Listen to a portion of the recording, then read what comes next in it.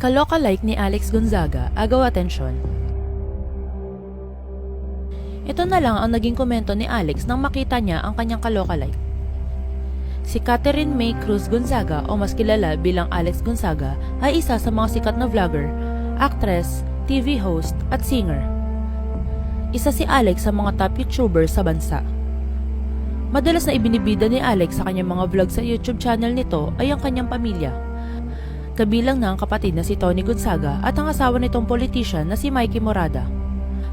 Madalas rin na kinakaaliwan si Alex sa mga video na ito dahil sa mga kalokohan o pantitrip niya sa kanyang pamilya. Kinaaliwan rin ng netizen sa mga reaksyon ng kanyang ina na si Mami Pinti, lalo na kapag napipikon ito kay Alex. Madalas rin kasi ginugulat ni Alex ang kanyang ina na siya namang nasasaktan dahil sinasabunutan o kinukurot nito ang kanyang anak. Ngunit marami rin ang hindi sang-ayon sa ilang mga content ni Alex. Lalo na kapag hindi na maganda ang mga jokes nito sa mga nakakasama niya sa vlog. At wala na raw paggalang at pagiging bastos na raw ang vlogger. Samantala, kinamamanghaan naman ng netizens ang kanyang asawa. Dahil bukod sa nakikita nilang mabait ito ay mapagmahal rin at matyaga. Mapapanood kasi sa ilang videos nila na mahal niya at ayaw niyang nasasaktan si Alex. Samantala, nagpatutsyada si Alex na ikinagulat ng marami dahil baka raw maghiwalay ang dalawa.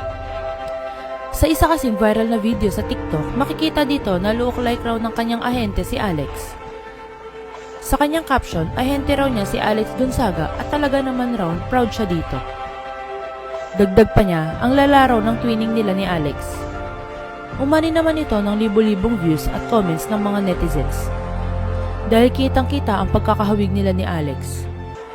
Nagbigay naman ng nakakatawang reaksyon si Alex at pabiro nitong sinabi na huwag raw ipapakita ang video kay Mikey at baka raw magkagulo pa sila. Lalo naman inulan ng tawanan ang video na ito.